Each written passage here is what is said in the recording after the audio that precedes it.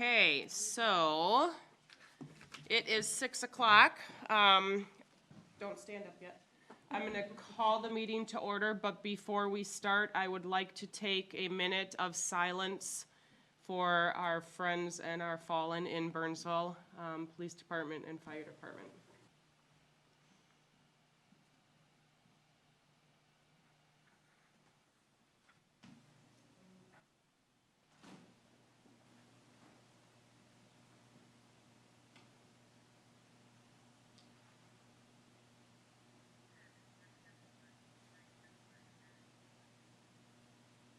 Okay, now we can stand for Pledge of Allegiance. Thank you, guys. Pledge allegiance To the flag of the United States of America and to the republic for which it stands, one nation, under God, indivisible, with liberty and justice for all. Okay, any changes to the agenda?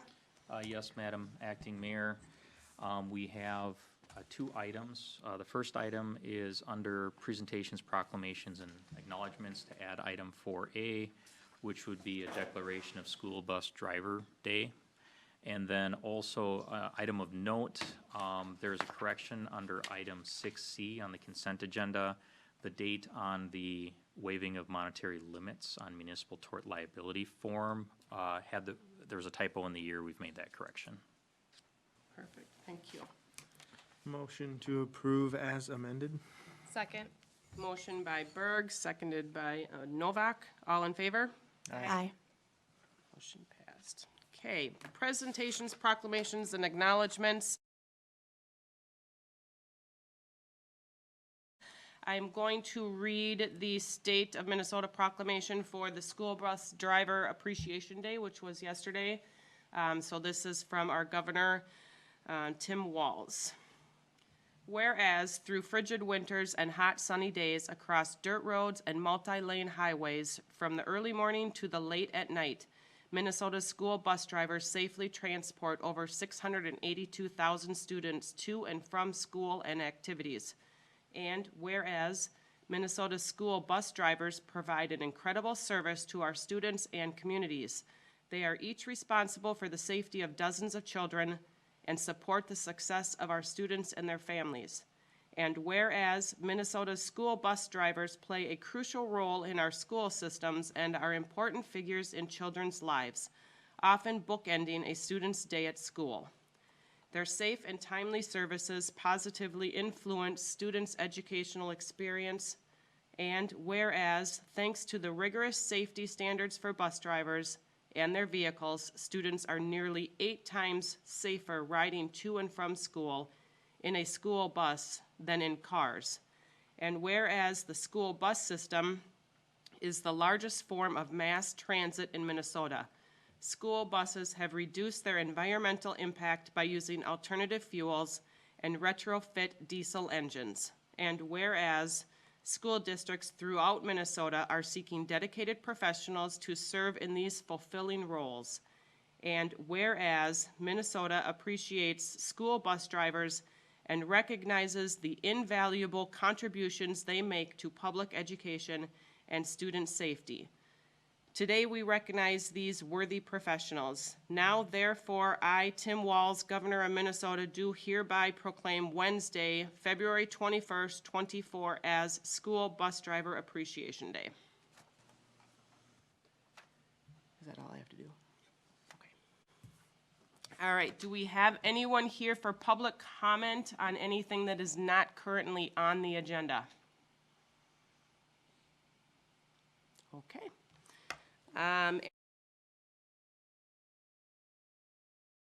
Any changes to consent agenda? Does anybody want to pull anything off? Talk about it? Motion to approve the consent agenda. Second. Motion by Berg, second by Stiles. Did I pronounce that right? Yes. Okay. Yep. All in favor? Aye. Approved. All right. No public hearings. On to general business. DNS pedal tractor pulls agreement. So this is an agreement for DNS pedal tractor pulls to provide the pedal tractor pull event at the upcoming fire rescue days. The reason that we just don't have it on consent agenda is that there is a liability issue associated with this, that given the nature of how this is set up, there is some increased liability for this. One, while the Lions are happy to man it and happy to reimburse us for the cost of it and essentially sponsor it, they do not want to actually have the contract with the vendor, so they want to run it through the city. And that does put the city in the position of increased liability. And so we want to make sure that the council's aware of that if and when they want to approve the agreement. And I will leave it to the city attorney to expand on what that might be. So this entity is not technically an entity. It's individuals that have that as their name and then provide the equipment. They had indicated that they might have insurance, but I don't know if we ever clarified that, and there isn't any insurance that's covering the city. The risk here is relatively low. As my understanding after talking with Linda is that we're talking about big kid equipment, little kid equipment that is not likely to provide any great injuries. So, and you are covered by the League of Minnesota Cities Insurance Trust for park and rec sort of injuries that might occur, as are your volunteers, the Lions volunteers, so. Okay. Do we have to, If you want to move forward, you just simply need to pass a motion to approve the DNS pedal tractor pulls agreement. So moved. Second? motion by Novak, second by Berg. All in favor? Aye.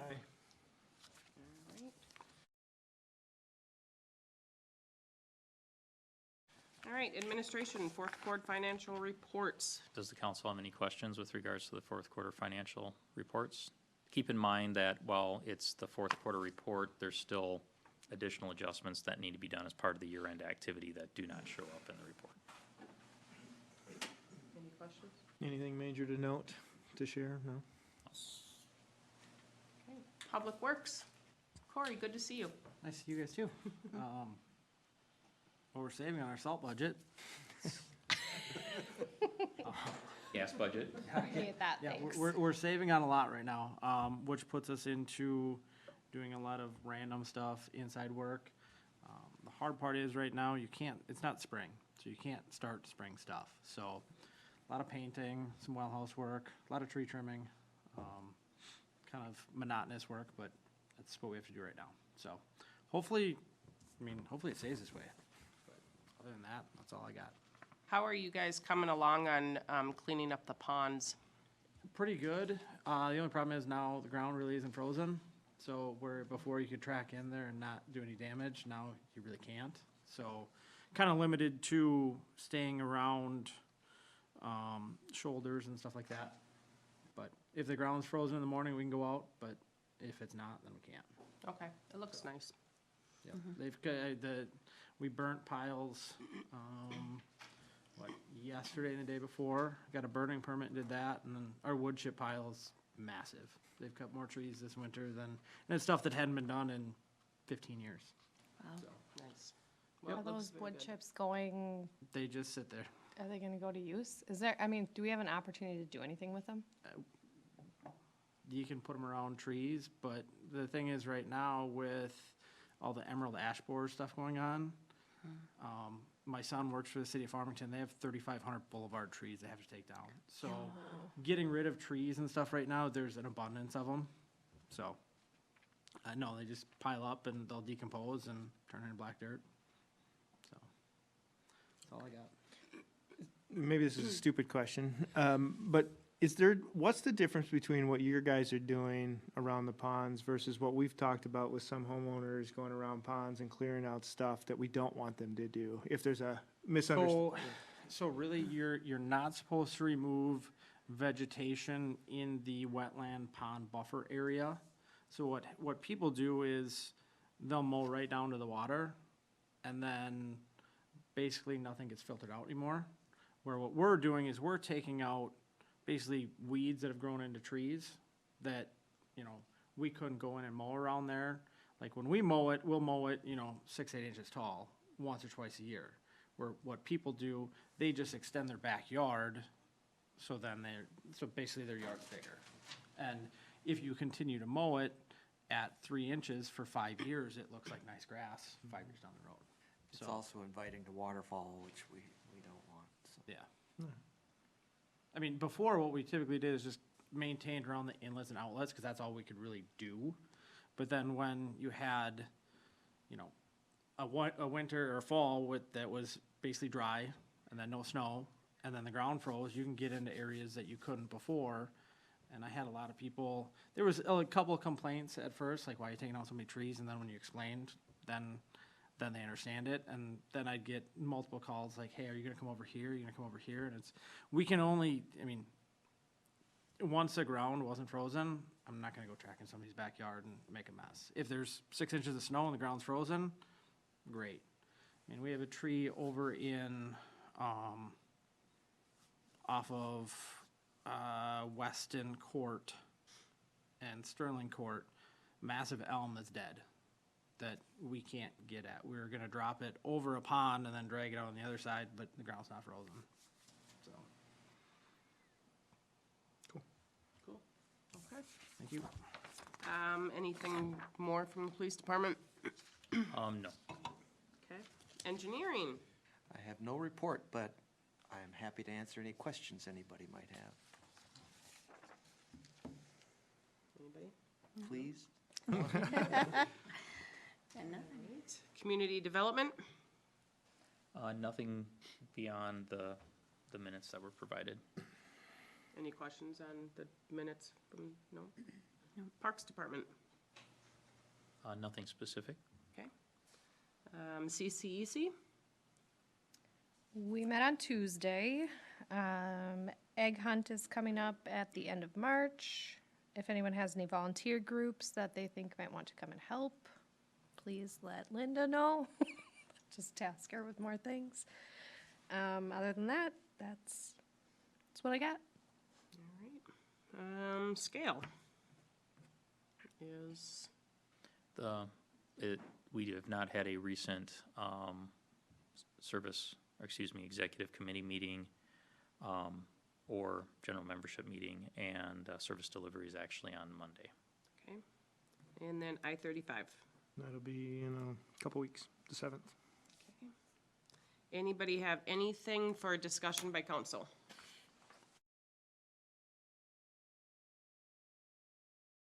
I have one small thing I would like to bring up.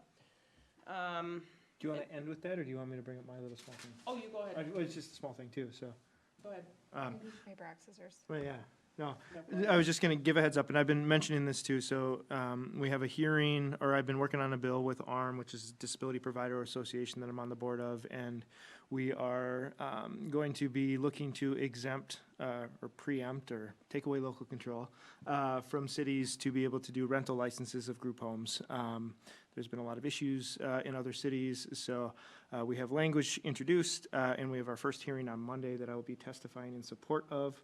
I may or may not be wearing my city shirt, but I'm not there representing the city, other than the fact we don't have a rental licensing ordinance, so I can say that.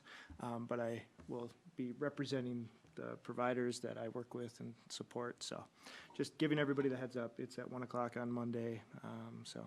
Did you need us there to support you? No, I mean, you're welcome to come on down but, I know Tom had asked you was I looking for a letter of support from the city? I don't think we need to do anything like that.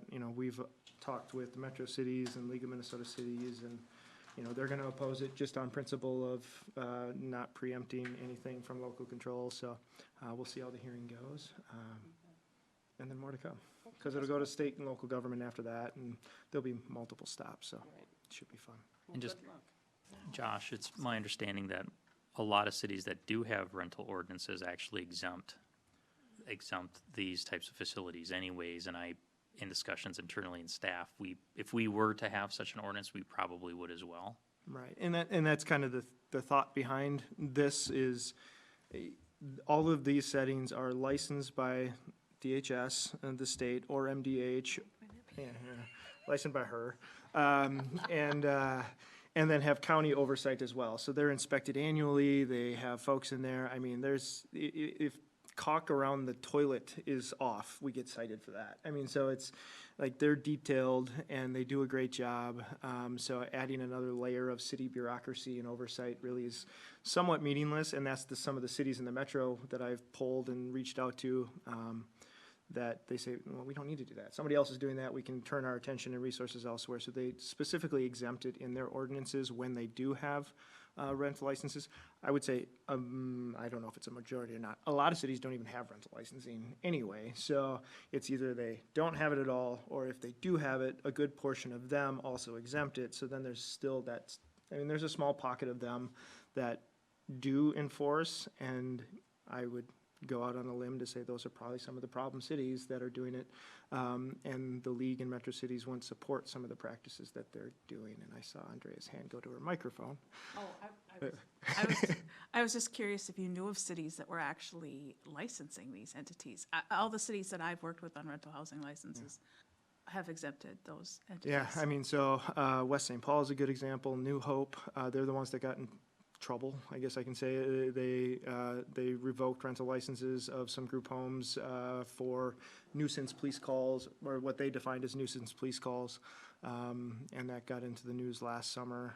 That's kind of what prompted some of this. And now we're learning that other cities are doing that as well. We've gotten around the whole zone them out of the town, so people know not to zone out these types of places, but now they're using the rental license as kind of that ticket in or the ticket to get them out. So most cities, though, I would say most cities don't understand who licenses what, so a lot will say licensed by the Department of Health, even though it's a DHS licensed facility or something like that. So there might be some cleanup in the future to educate cities on that, so. Admittedly, the statutes are complicated and not super clear on those topics, so I don't see them changing anytime soon. Is this a separate bill, Josh, or is this tied into some of the other bills that are? It is very separate from all the Okay, other good. zoning things, and this is not, even the title of the bill, though, says something about zoning. It's not zoning, it's rental licensing only, and it's exempting those that are actively utilizing their license too, so it's not just, not serving any clients, so there's active reasons for the state or the county, the lead agency, to be overseeing them and inspecting them, so we tried to cover as much as we could without putting cities in a bad spot, obviously, so. Okay, because I'm in full support of that, but there's some other things out there right now that sound kind of similar that I'm not, so. So, yeah. All right, good luck. So what my issue or discussion is, wondering, unfortunately, we have to think about this because of what has happened in Burnsville. What are we as a city wanting to do? Have we done in the past? Is it possible for us to put on the scrolling out there, we honor our fallen Burnsville PD Fire Department? Can we put that up there? Tom, can you enlighten us a little bit of what we have done to show our support as Elko New Market to our local communities? Yep. So if you guys will give me a little latitude on this, first let me say that Elko New Market is a close neighbor of Burnsville.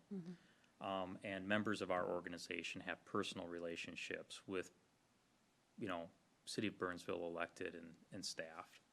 And additionally, we have a number of residents who are in law enforcement and the full-time fire service. I think we may have a disproportionate number of people who match that, including some that work for the City of Burnsville in both the police department and the fire department. So that incident goes without saying that it hits close to home.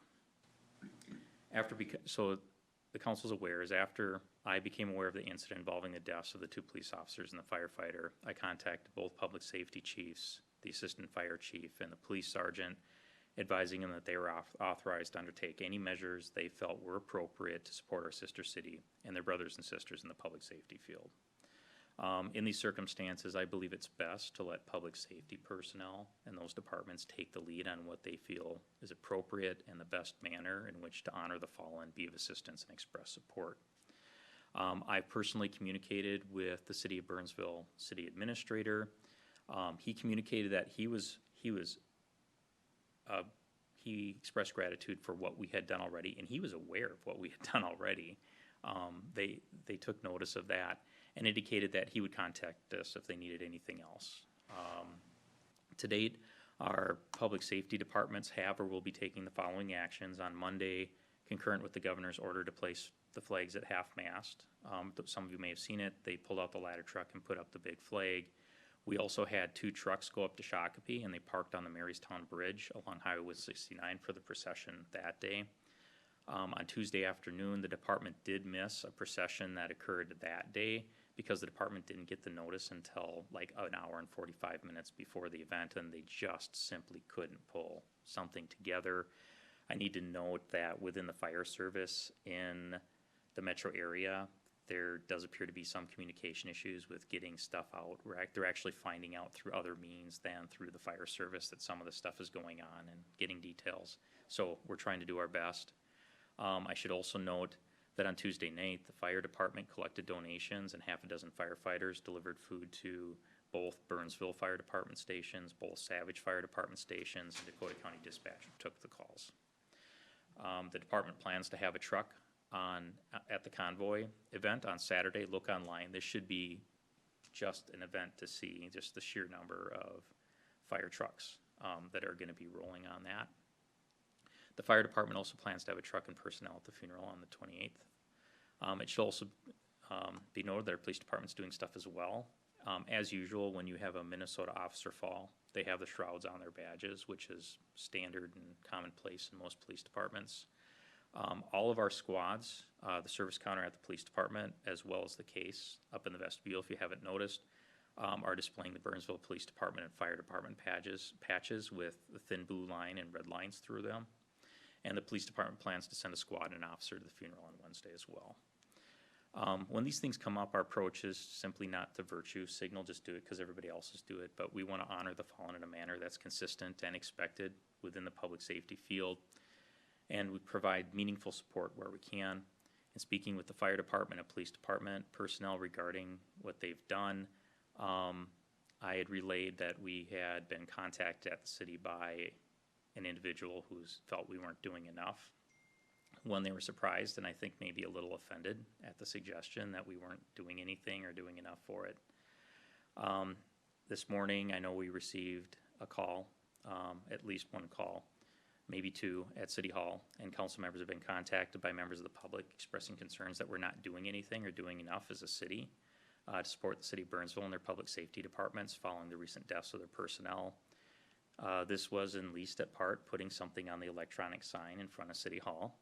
So just so the council's aware, our current sign content policy does not provide for memorials or other content for this type of circumstance. I do believe it's fair to note that in the 20 years the city has owned the sign, there's never been a request for or a criticism of not having sign content of that nature on the sign, even though in that 20-year period there have been numerous deaths of public safety personnel in the line of duty. In short, in 2 decades, it's never come up and there's never been a criticism for it. But we can always change that policy if you want to do something now. So if the council wants to have a message and support placed on the sign, staff would be happy to make that happen first thing tomorrow morning to be displayed until after the funeral. And if the council wants to direct it now as a one-off, we then as staff can prepare an amendment to our sign content policy so we have guidance when this comes up in the future.